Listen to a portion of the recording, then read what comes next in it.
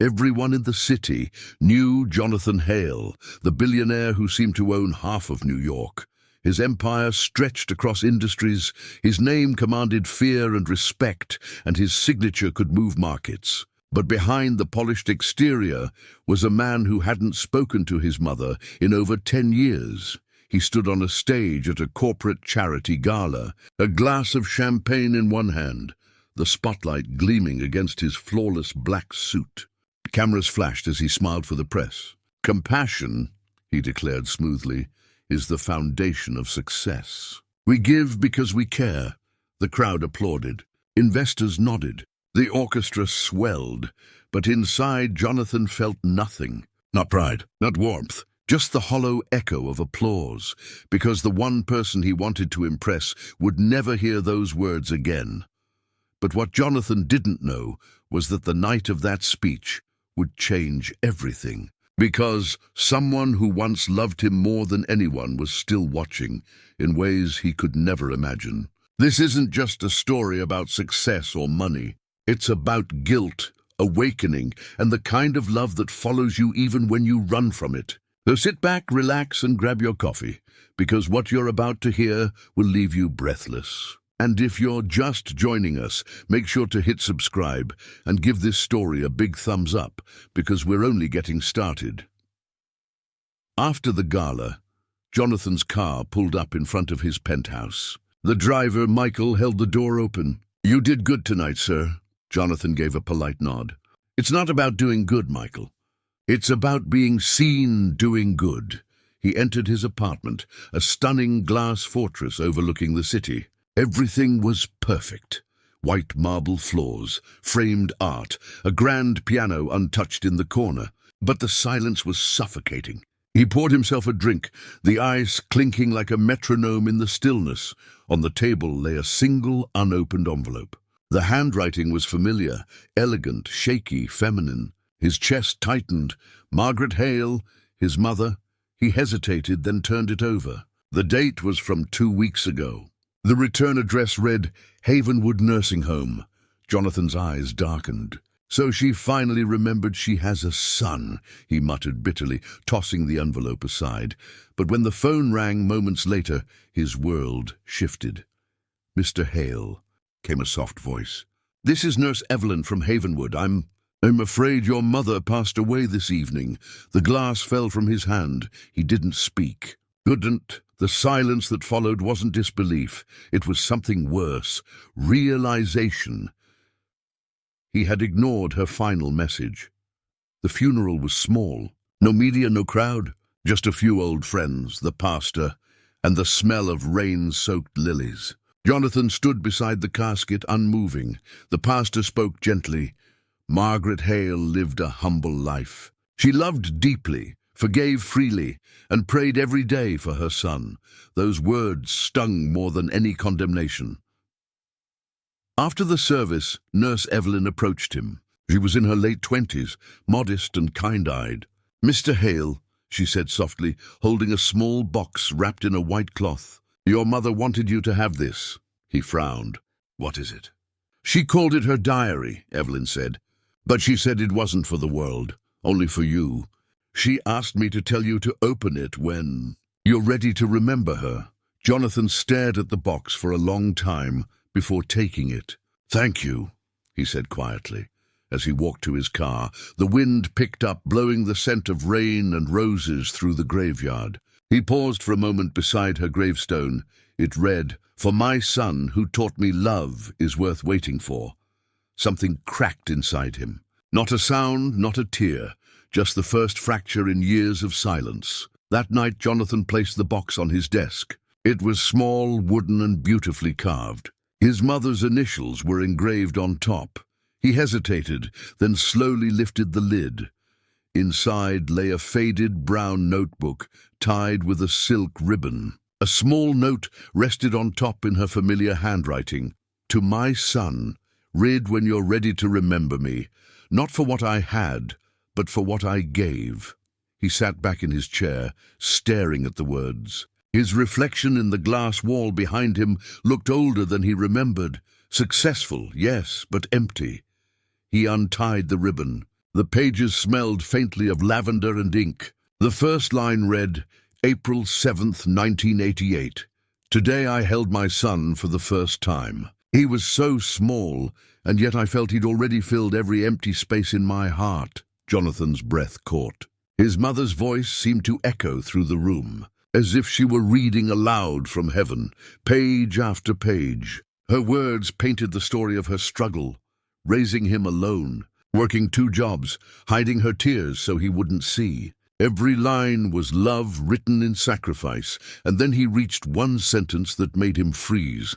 I worry that one day he'll grow up to be successful, but forget how to be good. His hand trembled. He closed the diary abruptly, staring into the dark. Outside, lightning flashed against the city skyline. For the first time in decades, Jonathan Hale, the billionaire who ruled the markets, felt utterly powerless. He rose, walked to the window and whispered, "Why now, Mom? Why when you're gone?"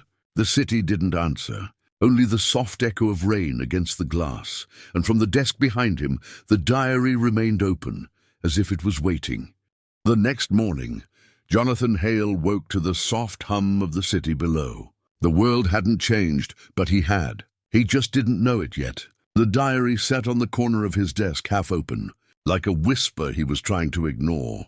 He made himself a black coffee, the way his mother used to hate, too bitter. "Just like you'll be if you don't sweeten your mornings," she once teased. He smiled faintly, then quickly pushed the memory away. Work waited.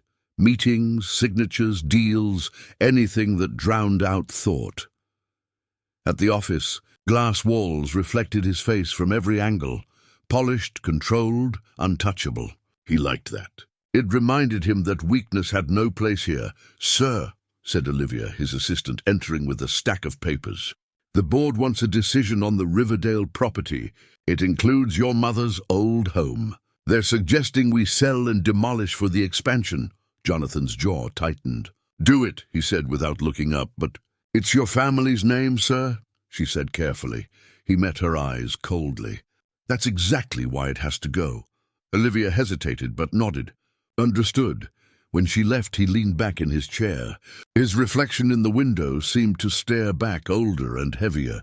That evening, he tried to forget the diary, but curiosity was a cruel companion. By midnight, he found himself at his desk again, untying the ribbon, flipping to the next entry. December 3rd, 1995. Jonathan won first prize at the piano recital today. He was so proud, but when I hugged him, he pushed me away. I smiled anyway. He's growing up too fast, I think. He turned the page. March 2nd, 1998. He said I embarrass him in front of his friends. Maybe I do, but when he's older, he'll know that all I ever wanted was to see him happy. Jonathan closed the book abruptly, hands trembling. The words felt too heavy, too close. A knock came at the door. It was Michael, his driver. "Sir, you haven't eaten all day. Should I get you something?" "I'm fine," Jonathan muttered. Michael hesitated, then noticed the diary on the table. "That from your mom?" Jonathan's tone sharpened. "That's none of your business." Michael nodded, stepping back. "Of course, sir." He paused. "She was proud of you, you know. She told me once. Said you were her greatest miracle." Jonathan's eyes flickered, but he said nothing. Days passed. The diary haunted him. Every line was a mirror, every page a wound, and yet he couldn't stop reading. He read about her selling her wedding ring to pay for his college fees. About nights she spent awake waiting for his calls that never came. Then one night, he found an entry marked by a dried tear stain. June 14th, 2005. "I visited Jonathan's new office today. He wouldn't see me. His secretary said he was busy. I waited 3 hours in the lobby before going home. Maybe next time." Jonathan closed his eyes. He remembered that day. The stock deal, the chaos, the meeting he thought was too important to miss. He hadn't known she was there, or maybe he had and pretended not to. The guilt rose like a tide he couldn't fight. He stood pacing. "She could have called me," he whispered aloud. She could have tried harder, but the words didn't sound convincing, not even to him. He poured himself another drink, but it didn't help. The room still felt heavy with her voice. The next morning, Olivia entered with more papers. The Riverdale demolition is scheduled for Monday. Jonathan looked up sharply. Already? Yes, sir. Unless you'd like to delay it. He hesitated, then forced the words out. No, proceed, she left. The decision hung in the air like smoke. That night, he dreamed of his mother's house. He saw the worn wooden porch, the flower boxes she used to tend, her hands covered in soil, humming an old hymn. He saw himself, a boy at the piano, playing under her proud gaze. When he woke, his face was wet. He stared at the ceiling, heart pounding, and whispered, "I don't cry." But he had. Later that day, while signing off contracts, his driver entered nervously. "Sir, someone came by. A woman. She said she was your mother's nurse." Jonathan frowned. "Evelyn?" "Yes, sir. She left this." It was a photo.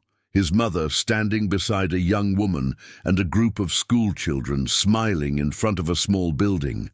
On the back was a note, Hale Learning Center, founded by Margaret Hale, 1999. Jonathan blinked. "What is this?" Michael shrugged.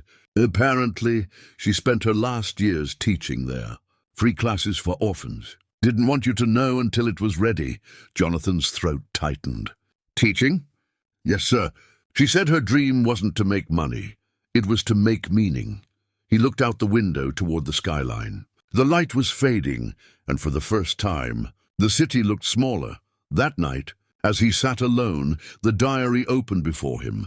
He read a final note written near the back cover. "If he ever reads this, tell him I forgive him already. But I hope one day he learns to forgive himself." He closed the book slowly. The decision to demolish her house suddenly felt like blasphemy. He picked up the phone. "Cancel the demolition!" "Effective immediately," Olivia's surprised voice echoed back. "Sir, may I ask why?" Jonathan looked at the diary, his mother's handwriting shimmering faintly under the lamp. "Because," he said softly, "some things you can rebuild, and some things you can only remember." 2 weeks had passed since Jonathan cancelled the demolition of his mother's old home. The world moved as it always did, loud, impatient, unfeeling, but something inside him had slowed down. His penthouse still overlooked the glittering skyline, but he found himself spending most nights staring at the diary, half afraid to open it, half afraid not to. On a cloudy morning, Olivia entered his office with an envelope in hand. "Sir, there's a woman here to see you. Says her name is Emily Dawson. She insists it's about your mother." Jonathan looked up, startled. "Send her in." Emily walked in with quiet confidence, a woman in her early 30s wearing a simple grey coat and carrying a worn leather satchel. There was nothing extraordinary about her appearance, yet something about her calm eyes commanded attention. "Mr. Hale," she began softly, "I looked after your mother in her final months. She was extraordinary." Jonathan's throat tightened. "You knew her well." "She talked about you every day," Emily replied. "She said you were the best thing that ever happened to her, even if you didn't think so." Jonathan leaned back, his voice measured but distant. "I've read some of the diary," Emily nodded. "Then you've seen how much she loved you." He gave a faint, bitter smile. "Love doesn't change what I became." Emily paused, then reached into her satchel. "That's exactly why I came. She left a second letter with me. One she said you could only have once you started reading her diary." She handed him a sealed envelope. The handwriting was unmistakable. Jonathan hesitated before opening it. Inside was a single note written in neat cursive. "Jonathan, I left you my diary so you'd remember who you are. But I left Emily to remind you what love looks like." He looked up, confused. "Remind me?" Emily smiled faintly. "Your mother and I ran the same community program. She wanted to rebuild the old Hale Learning Center. It was her dream, and now it's mine." He frowned. "And what does that have to do with me?" "She wanted you to help," Emily said simply. "Not with your money, with your heart." Jonathan's eyes narrowed. "I'm not a sentimental investor." "No," she said gently. "But you are her son." Her words hung in the air like a quiet challenge. 2 days later, Jonathan stood outside the Hale Learning Center for the first time in 20 years. The small brick building sat between two modern towers, humble yet full of life. Children played in the yard, their laughter echoing off the walls. Volunteers painted murals on cracked plaster. He walked through the gates cautiously, hands in pockets, a stranger in his own story. Emily was there, helping a group of kids with art supplies. She looked up and smiled. "You came. I said I'd see it," he replied. One of the children, a little girl no older than 7, ran up, her hands covered in paint. "Are you the man from the picture?" Jonathan blinked. "What picture?" She pointed to a faded photograph pinned near the entrance, Margaret Hale, holding a young boy at a piano. His own face stared back at him, frozen in time. He stepped closer, his chest tightening. The photo was cracked, but the joy on her face was unmistakable.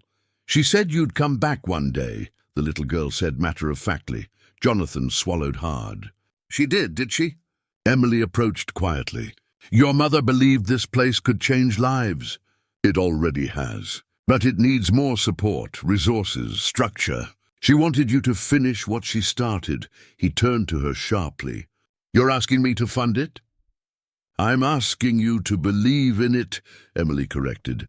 That night, Jonathan found himself staring at the photograph again, the laughter of the children still echoing in his head. He wanted to believe, but the businessman in him screamed logic, profit, stability, image. At his next board meeting, he proposed a donation to the center. It was supposed to be small, symbolic, but the board rejected it. "Sir," one member said, "you can't afford to attach your name to a dying project." "We're restructuring. Investors want numbers, not nostalgia." Jonathan's temper flared. "It's my name they're investing in." "Exactly," the man replied coldly. "Don't ruin it with sentiment."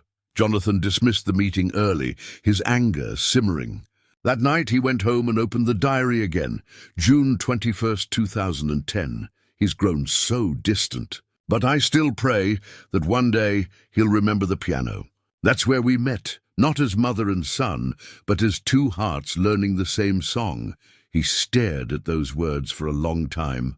The piano, the one collecting dust in his penthouse corner. He rose slowly and crossed the room. When his fingers touched the keys, a flood of memories came rushing back, the laughter, her humming, the warmth of her hand guiding his. And for the first time in years, he played. The melody was broken, imperfect, but real. The next morning, Jonathan returned to the learning center unannounced. Emily was surprised but smiled. "Back again?" "I've been thinking," he said. "If I were to help, I'd want it done properly. Renovations, staff salaries, programs, everything." Emily folded her arms. "Why?" "Because she wanted this," he replied simply. "And maybe I do too." She studied him for a moment. "Fine, but I'll only accept your help if you work here, not just pay for it." Jonathan blinked. "Work here?" "You said you wanted to help your mother's dream.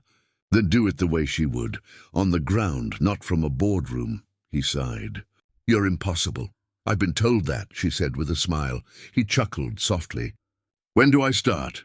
In the weeks that followed, the billionaire who once ignored everyone became the man who listened. He painted walls, fixed chairs, even read to children. The media didn't know. The world didn't see, but something inside him was healing. One afternoon, a little boy handed him a folded paper heart. "Miss Emily said your mom used to make these for us. She said they mean love that doesn't fade." Jonathan opened it carefully. Inside was a line from his mother's handwriting, faint but readable. "The heart that remembers love can never truly be poor." He stood there silently, tears filling his eyes. For the first time, they weren't tears of guilt. They were gratitude. For months, Jonathan Hale's transformation had gone unnoticed by the world, but not by those closest to him. The children at the Hale Learning Center had grown to adore him. They no longer saw a billionaire. They saw Mr. Jonathan, the man who taught them how to fold paper hearts and fix broken chairs, but the same humility that healed his soul would soon shatter his empire. It began quietly, with rumors. Investors whispered that Jonathan was distracted, unfocused, and soft. Board members who once flattered him now questioned every decision. When they discovered the millions he had diverted to fund the learning center, they called an emergency meeting. Inside the boardroom, tension hung like a noose. "Jonathan," began Harold Cook, his chief financial officer, "the shareholders are furious. They think you're bleeding money into vanity projects." Jonathan's voice was calm. "It's not vanity. It's legacy." Harold slammed his folder shut. "Legacy doesn't pay dividends. You've turned this company into a charity." Jonathan met his gaze steadily. "Maybe that's what it should have been all along." The room erupted in murmurs. Someone muttered, "He's lost his mind." Harold leaned forward. "You're destroying everything your mother built for you." Jonathan smiled faintly. "She didn't build this, I did. And maybe that's the problem." Within hours, the news broke. Jonathan Hale under fire. Investors threaten removal after funding scandal. Reporters camped outside his office. His phone buzzed with unanswered calls. Even Olivia, loyal as she was, looked worried.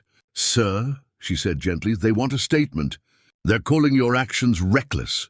Jonathan looked up from his desk. "Let them. I've been reckless with worse things before." She hesitated. "You could lose everything," he smiled sadly. "I already did. This time, maybe I'll lose the right things." That night he returned to the learning center. Emily was there, locking up after the evening classes. "Bad day?" she asked softly. He chuckled bitterly. "It depends how you define bad. I might lose my company." Emily set her keys down. "And what would that mean to you now?" He thought for a long moment. "It used to mean losing everything. Now, it just means starting over." She smiled faintly. "Then maybe it's time you start where your mother ended." The next morning, Jonathan arrived at the office to find chaos. Reporters filled the lobby. The board had called an immediate vote to remove him as CEO. He entered the conference room without flinching. "Let's get this over with," he said quietly. Harold looked triumphant. "For the record, we find Mr. Hale's leadership emotionally compromised and financially irresponsible." Jonathan stood straight, his voice calm but strong. "You're right about one thing. I am emotionally compromised. For the first time in my life, I actually care about something beyond numbers." "Care doesn't save corporations," Harold snapped. "No," Jonathan replied, "but it saves people. And people are what corporations forget." The vote was unanimous. He was out. When he left the building, flashes from cameras lit up the street. A reporter shouted, "Mr. Hale, do you regret it?" He stopped for a moment, turned and said softly, "No. My mother taught me that regret is the tax you pay for pride. I've paid enough." And then he walked away. No entourage, no bodyguards, no car waiting at the curb. Just a man finally walking toward the truth. Days turned into weeks. The world moved on without him. His penthouse felt emptier than ever, so he sold it. He sold everything. The watches, the cars, the art. Every object that once defined him was just clutter now. He bought a modest house near the learning center, small and quiet. The neighbors didn't recognize him. And for the first time, that anonymity felt like freedom. At night, he'd sit at the piano in the school's music room, the same piece echoing softly through the halls. Children would peek through the door, curious about the sad man who played songs no one knew. Sometimes Emily joined him, sitting nearby as the notes filled the space between them. "You're not playing for her anymore, are you?" she asked one evening. He looked up, smiling. "No, I'm playing with her." Months later, the center hosted its annual charity event, this time without luxury, cameras, or champagne. Just people, children, families. Jonathan stood on the small stage, his sleeves rolled up, his smile genuine. "When my mother started this place, she said education isn't about grades, it's about grace. I didn't understand her then. I do now." He looked at the children seated before him. "You are her legacy." "And mine." Applause filled the room. Emily stood at the back, watching with quiet pride. When the crowd dispersed, she approached him. "You've changed everything," she said. He shook his head. "No, she did. I just finally listened." That night, Jonathan returned home and opened the diary again. He had avoided the final pages long enough. The last entry was dated only a month before her death. He'll find his way. My Jonathan always does. When he stops counting his money, he'll start counting blessings. And maybe then he'll hear my voice again. He closed the diary slowly, tears tracing lines down his face. He whispered, "I hear you now, Mom." And in that quiet room, with no audience and no applause, Jonathan Hale finally understood what it meant to be rich. Time has a quiet way of healing what pride once wounded.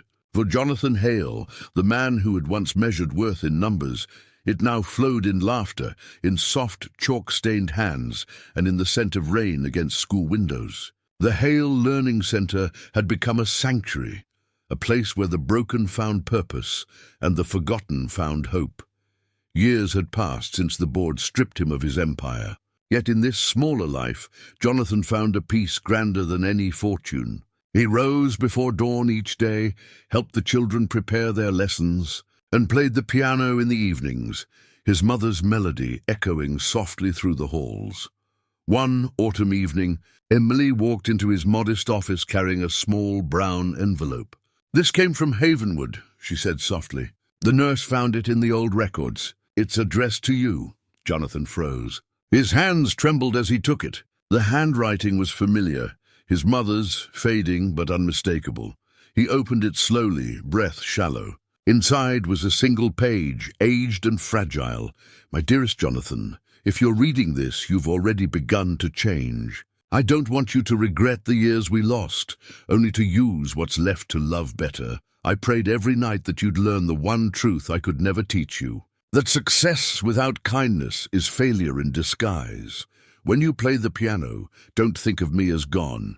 Think of me as the music between the notes. That's where love hides." The words blurred through his tears. He placed the letter against his chest, whispering, "You never left, did you?" Emily stood quietly behind him. "She'd be proud of you." He turned, eyes soft with gratitude. "She'd be proud of us. You kept her dream alive when I couldn't." A week later, during the center's annual community festival, Jonathan stood on stage surrounded by children and parents. The building gleamed, new paint, bright windows, laughter spilling from every room. He addressed the crowd, his voice steady and full of warmth. "This place began with one woman's faith that love could outlive loss. My mother taught me that wealth is not what you keep, it's what you give. Every smile here is a piece of her heart that still beats." He paused, looking out at the faces before him, children who reminded him of himself, mothers who reminded him of her. "So, today, I want to honor her properly. From this moment forward, the Hale Learning Center will be known as the Margaret Hale Foundation for Grace and Growth." The crowd erupted in applause. Emily covered her mouth, tears streaming silently. Jonathan continued, his voice trembling slightly. "And I want every child who walks through these doors to know you are not what the world calls you. You are what you choose to remember. Choose love." That night, long after the crowd had gone home, Jonathan sat alone at the piano in the empty hall. A single candle burned beside him. On top of the piano sat a framed photograph, Margaret smiling, her arms around a young boy. He touched the photo gently, then placed the diary beside it. "Mom," he whispered, "I finished reading." He opened to the final page, one he had never noticed before, faded ink, barely visible under the candlelight. "If he ever learns to give without expecting, to love without pride, and to remember without pain, then I can finally rest." He smiled softly. "Then rest, Mom, I remember." He began to play, the same piece he had played as a boy, the melody his mother used to hum. The sound filled the empty hall, echoing off the walls, wrapping around him like an embrace.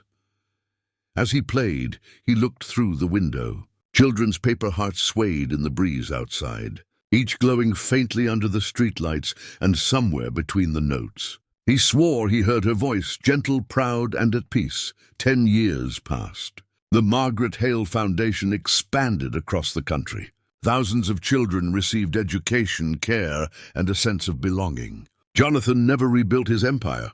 Instead, he built a legacy of grace. When he passed quietly in his sleep one winter morning, Emily found him seated by the piano, his hands resting on the keys. The diary lay open beside him, his mother's photo smiling under the morning sun. The final line of his own handwriting was added beneath hers. "You taught me that love doesn't fade. It multiplies." And I finally understand that the richest men are those who remember who they are. He was a man who lost everything the world said mattered, only to find what heaven always knew he needed. Because the truest inheritance isn't wealth, it's wisdom. And as his mother once wrote, love doesn't end when life does. It just changes form. Remember this, dust on a crown and dust on a shoe are made of the same earth. What defines you isn't what you own, but what you honor.